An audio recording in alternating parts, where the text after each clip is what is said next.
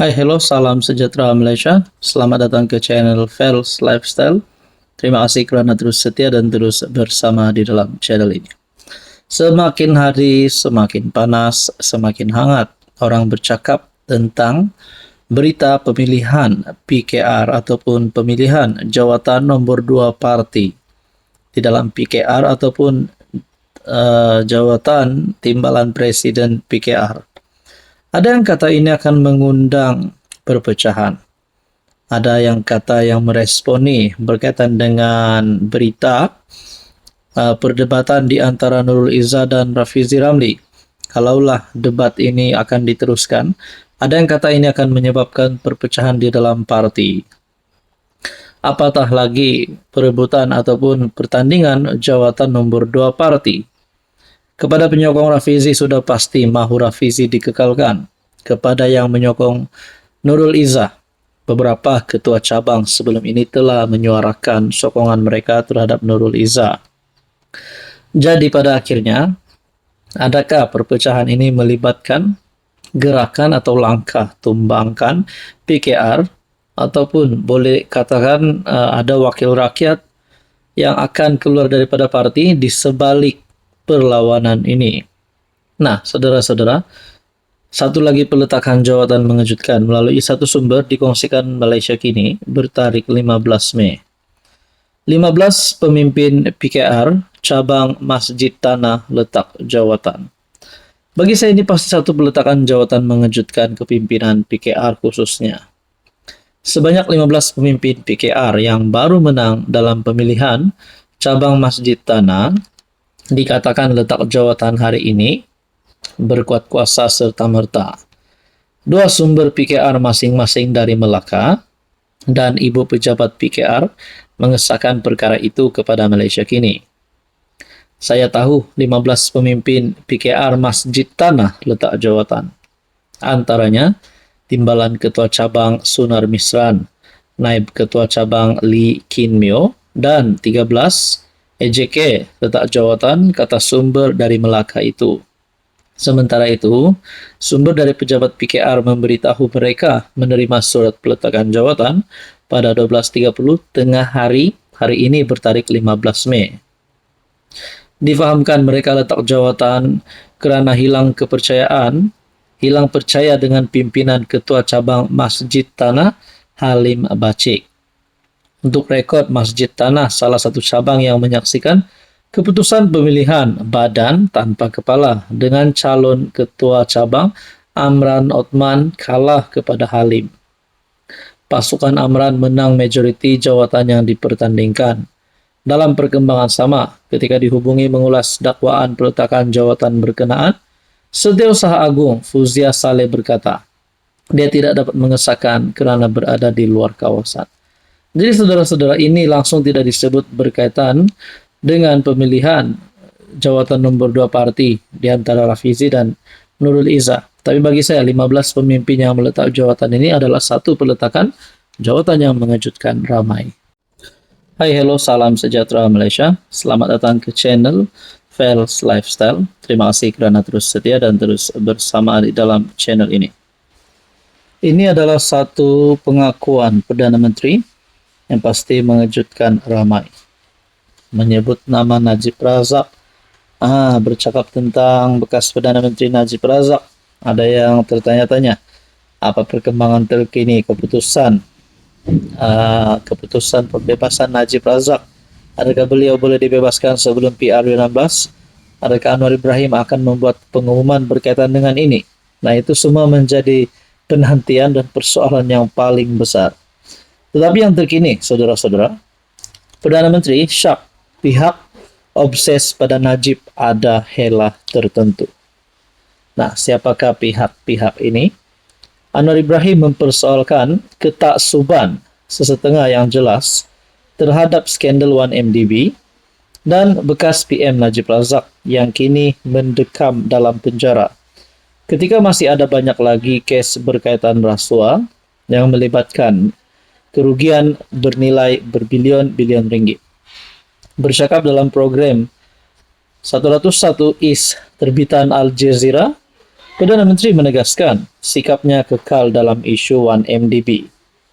Turut menegaskan terdapat berbilion-bilion ringgit lagi yang dicuri oleh para pemimpin lain. Oh, maksudnya dengan ditegaskan berbilion-bilion ringgit yang dicuri oleh para pemimpin lain.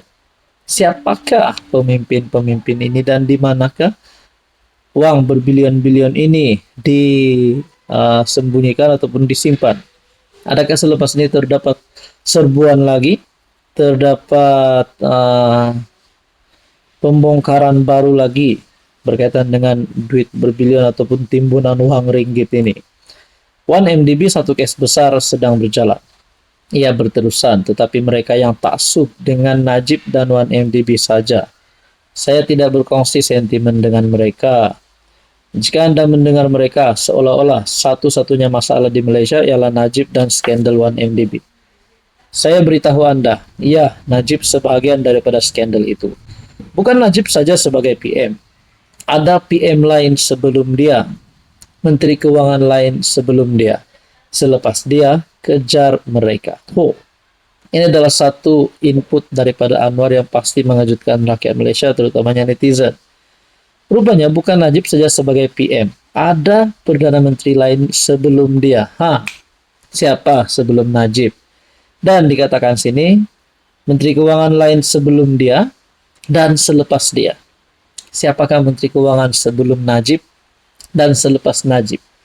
Adakah mereka-mereka ini, bekas menteri ini, bekas Perdana Menteri ini yang disebutkan Anwar ini adalah penyakau terbesar di Malaysia yang disebut melibatkan dana berbilion-bilion ini? Mengapa lindungi sesetengah orang? Mengapa ada obsesi ini, kata Anwar. Wartawan yang menjadi host program itu, Mary Ann Jolie, kemudian mencela bahwa skandal 1MDB adalah salah satu kes kleptokrasi terbesar yang diketahui dunia setakat ini. Anwar bagaimanapun, dengan pantas menambah, daripada apa yang Anda tahu, Mary. Tambah Anwar yang juga Menteri Keuangan, ketika ini dia menjadi PM justru tahu lebih banyak lagi maklumat berkaitan skandal negara. Dan ya, saya katakan, 1MDB adalah skandal keuangan yang sangat besar. Tetapi terdapat ada berbilion lain yang dicuri yang mesti diselesaikan.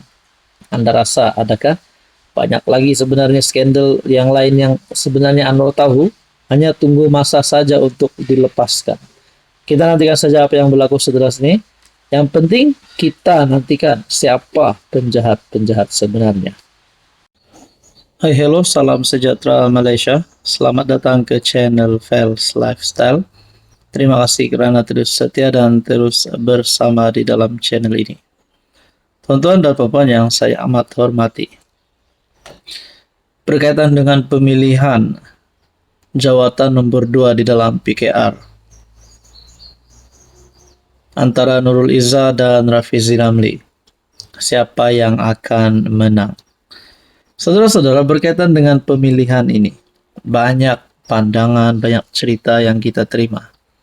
Tapi dalam satu kenyataan yang mengaitkan nama Tun Dr. Mahathir, bekas pengerusi Pakatan Harapan. Dalam satu kenyataan, letak jawatan jika kala otai reformis anggap Rafizi macam Dr. Mahathir. Sebelum ini Rafizi pernah mengeluarkan kenyataan kesediaan beliau untuk letak jawatan sebagai Menteri Ekonomi jika tewas dalam pemilihan PKR. Dan perkara ini disifatkan sama seperti Dr. Mahathir menurut otai reformis ini. Nah, saudara-saudara, kalaulah perkara ini sama dengan Mahathir, adakah Rafizi sedang mengidolakan Mahathir? Dan persoalan seterusnya, kalau Rafizi kalah dan lalu keluar PKR, letak jawatan Menteri Ekonomi, letak jawatan di dalam PKR, adakah hala tuju seterusnya bagi Rafizi Ramli adalah menyokong Mahathir ataupun menubuhkan parti baru bersama Mahathir? Nah, ini menjadi persoalan. Tapi mengikut pandangan saya, Rafizi Ramli tidak akan melakukan perkara sedemikian. Pengerusi Pertubuhan Kebajikan Otai Reformis Malaysia, Mustafa Mansur, menyurut pendekatan Rafizi seperti sikap bekas PM itu. Kami ini otai-otai, ibaratnya kalau lihat ikan di air, kita sudah tahulah jantan atau betina. Ada orang cakap lurus, ada orang cakap kiri, ada juga yang cakap ke kanan. Tujuan cakap itu lain, matlamatnya lain, katanya pada sidang media. Orang politik berucap memang begitu, tetapi tak bolehlah pimpinan parti cakap, kalau tak terima saya nak letak jawatan, katanya lagi merujuk kepada Rafizi.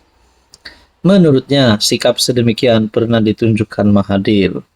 Kerana ketika menjadi Perdana Menteri ke-7 bersama PH, Mustafa diminta mengulas mengenai kenyataan Rafizi berhubung kemungkinan untuk meletakkan jawatan sebagai Menteri Ekonomi jika tewas di tangan Nurul Izzah. Apa komen anda?